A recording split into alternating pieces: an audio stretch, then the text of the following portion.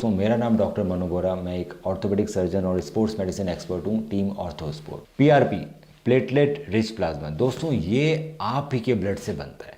आपके ब्लड के अंदर ग्रोथ फैक्टर्स और प्लेटलेट्स होते हैं जो चीज़ों को रीजनरेट करते हैं। कभी भी आपने देखा होगा कि जब आपकी कभी चमड़ी कटती है तो ब्लीडिंग होती है, ऊपर क्लॉट जम जाता है। जब क्लॉट हटता है तो नई चमड़ी वापस आ जाती है। क्यों? क्योंकि ब्लड के अंदर प्लेटलेट्स होते हैं जो रीजनरेट इनिशिएट कराते हैं। उन्हीं को सेपरेट करने के तरीकों को पीआरपी एक्सट्रैक्शन बोला जाता है। तो ये इस तरह की पीआरपी वायल्स आती है दोस्तों। जैसे ये पर्टिकुलर वायल एसीपी है, ये आर्थरेक्स कंपनी की है। तो ये ACP autologous condition plasma vial. इस वायल के अंदर अराउंड 15 ml आपका ब्लड डाला जाता है और इसको एक स्पेशल सेंट्रीफ्यूज चैम्बर में घुमाया जाता है। उससे क्या होता है कि वायल के ऊपर ब्लड इकट्ठा हो जाता है।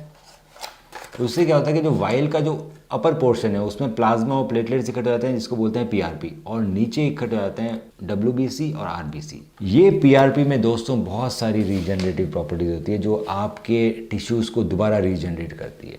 जितने भी हमारे जॉइंट्स हैं, जैसे कि मैं ये देखूँ नी जॉइंट है, तो नी जॉइंट के ऊपर हमारे सैनुअल कवरिंग रहती है, एक कैप्सूल रहता है। नी जॉइंट के अंदर ब्लड नहीं होता, उसमें सैनुअल फ्लूइड होता है। कभी भी चोट लग जाती है तो नी जॉइंट की इंजरीज हील होना मुश्किल होती है क्योंकि उसमें ब्लड सर्कुलेशन नहीं होता, तो हील नहीं होती है। तो पीआरपी काम आता है अगर आपके एसीएल, ये जो पीजीआर लिगामेंट है, इसमें अगर पार्शियल टीयर हो, ग्रेड 1 टीयर हो, स्प्रेन हो, इडिमा हो, तो पीआरपी इसको हील कर देता है। उसी तरह से अगर जो पीसीएल पीछाड़ लिगामेंट है उसमें अगर पार्शियल टीयर हो, ग्रेड 1 टीयर, इडिमा, स्ट्रेन, तो पीआरपी हील कर सकता है। एमसीएल, एलसीएल के पार्शियल टीयर में, पटेलर टेंडन के पार्शियल टीयर में, साथ साथ में अगर मेनिस्कस में ग्रेड 1 या 2 टीयर है तो भी पीआरपी उसको हील कर सकता है। अगर आपके घुटने में दर्द हो रहा है क्योंकि आपका कार्टिलेज घिस गया है, कार्टिलेज दोस्तों ऐसा होता है, ये आप एक हेल्दी नी का मॉडल देख रहे हो, इसके अंदर ये ब्लू रंग का जो चीज़ है वो कार्टिलेज है।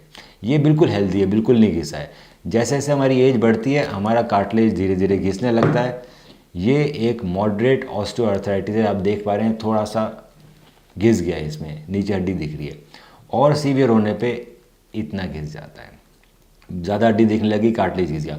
सो मॉडरेट ऑस्टियोआर्थराइटिस में या फिर कॉन्डोमलेशिया के अंदर जिसमें कार्टिलेज सॉफ्ट हुआ है, उसमें पीआरपी कार्टिलेज को रीजनरेट करता है और आपके घुटने को वापस यंग बनाता है, आपको पेन ख़त्म करता है। पर अगर इस तरह की कंडीशन आ गई तो दोस्तों इसमें पीआरपी काम कम करता है। इसमें फिर हमें नी रिप्लेसमेंट के ऑप्शन की तरफ जाना पड़ता है। पीआरपी के और भी बहुत सारे यूज़ हैं, जैसे कि कंधे। अगर आपके कंधे में दर्द है, आपको रोटेटर कफ में टेंडिनाइटिस है, पार्शियल टीयर है। रोटेटर कफ ये वाली एक मांसपेशी रहती है दोस्तों जो कंधे के हमें सराउंड करती है।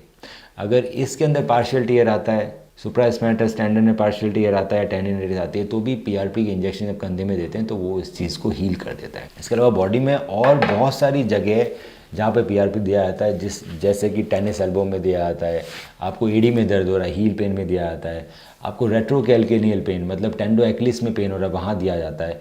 तो जहाँ भी कहीं भी टेंडिनाइटिस या पार्शियल टीयर हो रहा है वहाँ पे पीआरपी उसको बिल्कुल हील कर देता है। ऑर्थोपेडिक्स के अलावा और भी बहुत सारे ब्रांचेज में पीआरपी दिया जाता है, जैसे कि हेयर रीग्रोथ के लिए पीआरपी लगाते हैं लोग सर के अंदर। फेस को वापस यंग करने के लिए वैम्पायर फेशियल होता है, तो वो आपके फेस में पीआरपी इंजेक्ट करते हैं। रिप्रोडक्टिव मेडिसिन के अंदर अगर किसी को बच्चे नहीं हो रहे हैं, मुश्किल हो रहा है, तो उसके अंदर ओवरीज के अंदर पीआरपी दी जाती है जो ज़्यादा एग प्रोड्यूस करती है।